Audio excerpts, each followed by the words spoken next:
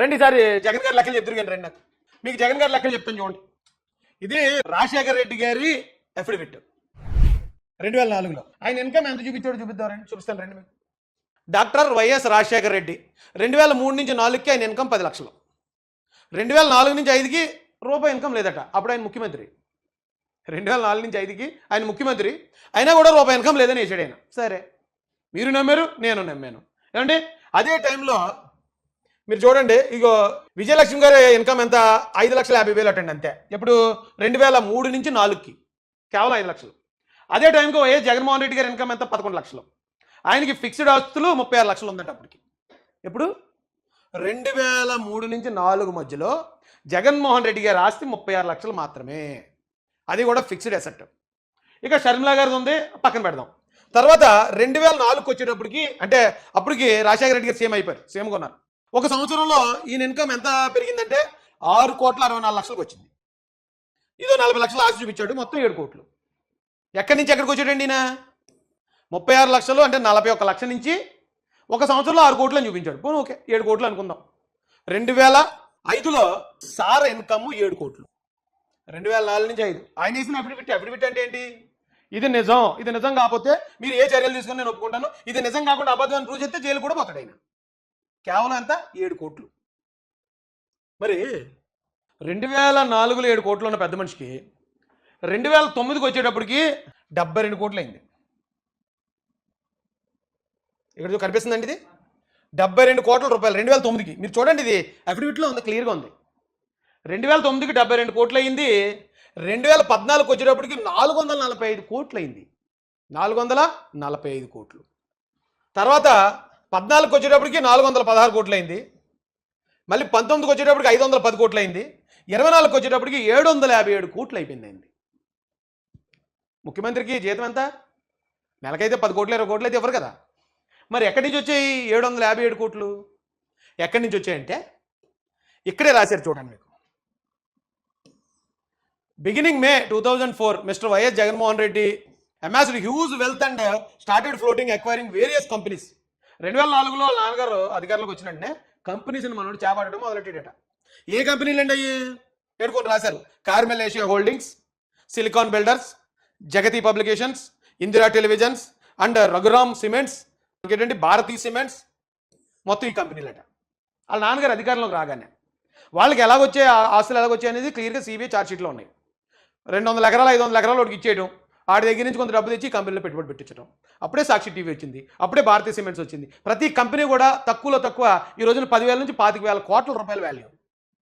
కంపెనీలన్నీ company పేరు మీద ఉంటాయి, వీళ్ళు జస్ట్ డైరెక్టర్లుగా ఉంటారు. కానీ ఏ లాస్ట్ ఎంత అఫీషియల్గా చూపించింది ఇప్పటికీ 750 కోట్లే. అసలు 750 కోట్లు అనేది ఘోరం, కానీ దానికన్నా ఒక 20 రెట్లు ఎక్కువ ఉంటుంది ఆయన ఆస్తి. 20 రెట్లు ఉండొచ్చు, 50 రెట్లు కూడా ఉండొచ్చు. ఆయన 1,00,000 కోట్లు అని అప్పట్లోనే అనేవారు. ఆయన వాళ్ళ నాన్నగారు అధికారంలో ఉన్నప్పుడు 1,00,000 కోట్లు, ఆయన అధికారంలోకి వచ్చి 14 లక్షల కోట్లు అప్పు తెచ్చాను అన్నాడు. ఖర్చు పెట్టింది 10 పెట్టింది 2.5 లక్షలే. మరి ఎన్ని లక్షల కోట్లు ఆయన దగ్గర ఉంది ఎవరికి తెలుసు? ఆయనకి తాడేపల్లిలో ఒక ప్యాలెస్ ఉంది, పులివెందుల్లో ప్యాలెస్ ఉంది, యలహంక ప్యాలెస్ 500 కోట్లది, అది ఎక్కడ కర్ణాటకలో బెంగళూరులో. ఇంకోటి లోటస్ పాండ్లో ప్యాలెస్ ఉంది.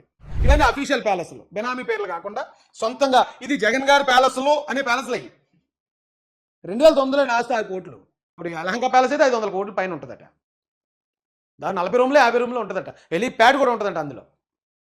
తాడేపల్లిలో ఉంది ప్యాలెస్. మరి ఇన్ని ప్యాలెస్లు ఎలా వచ్చాయి ఆయనకి? ఏంటి ఆధారం ఏంటి? ఒక ఇల్లు కట్టుకుంటేనే ఒక సామాన్యుడిని ఈ రకంగా మీరు ట్రోల్ చేస్తున్నారు అంటే దాని అర్థం ఏంటి? క్లియర్గా అర్థం చేసుకోండి. ఆడో సామాన్యుడు, ఆడి ఇల్లు కట్టడం ఏంటి? కడితే మేం కట్టాలి ప్యాలెస్లో, కడితే మేం కట్టాలి కంపెనీలు. ఆడి కట్టడం ఏంటి?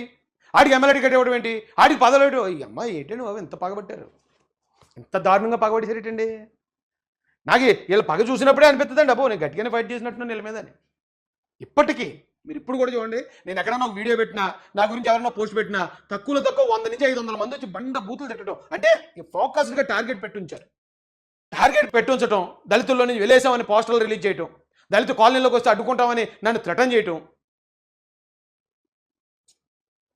ఇదే మార్చుకోవాలండి. ఇది మార్చుకోకపోతే కష్టమే. ఇది ప్రజాస్వామ్యం కదా. నాదేముందండి, సింపుల్. నేను ఒంటికే సొంటి కొమ్ముగండి అన్నట్టు నేను నా భార్య 2 పిల్లలు, అంతే కదా. ఇక్కడ మా వాళ్ళు ఒకటి కనిపెట్టారండి, 72 కోట్లు 445 416 510 అయింది కదా. ఈ ఆస్తులు ఇలా పెరిగే కొద్దీ ఇక్కడ రెడ్ మార్కులో ఉన్నాయి, ఈ పెరుగుతున్నాయి చూడండి.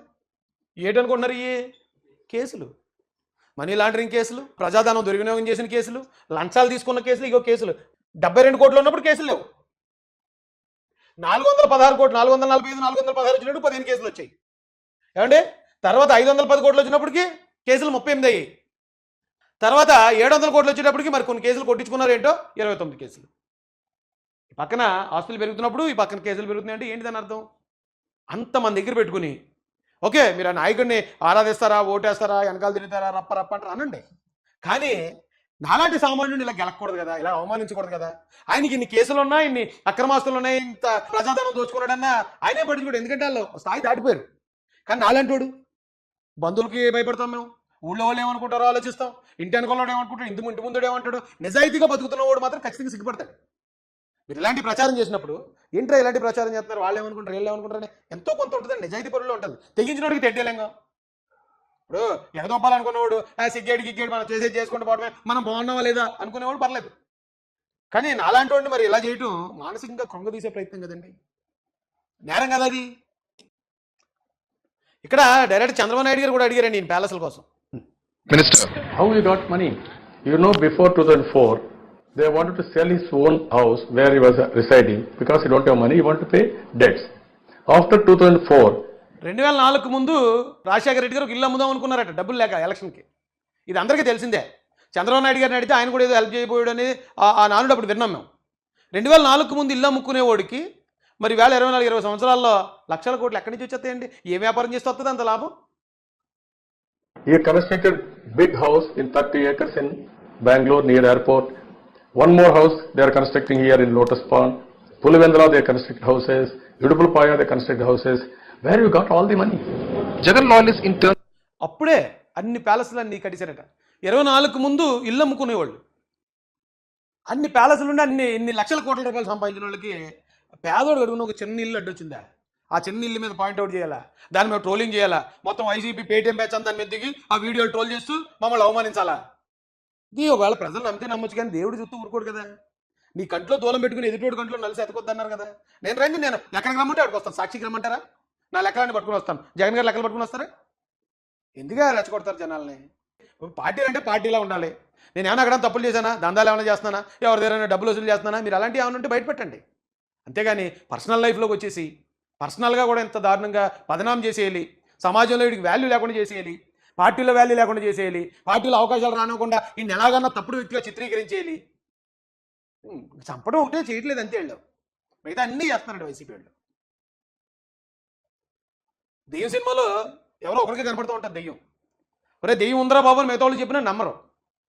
ఇక్కడ వైసీపీ కూడా ఒక దెయ్యంలా పీడించేస్తుందని పట్టుకుని రక్తం పీల్చేస్తున్నారు. 2 సంవత్సరాల నుంచి కాదు, నేను పోరాడిన దగ్గర నుంచి. ఓకే నేను ప్రతిపక్షంలో ఉన్నప్పుడు వాళ్ళ మీద పోరాడినప్పుడు అన్నిటికీ తెగించే చేశాను. అరే మేము అధికారంలోకి వచ్చిన తర్వాత కూడా ఇప్పుడు కూడా మనశ్శాంతి లేకుండా ఒక రక్త పిశాచు పట్టుకుని పీడిస్తున్నారు.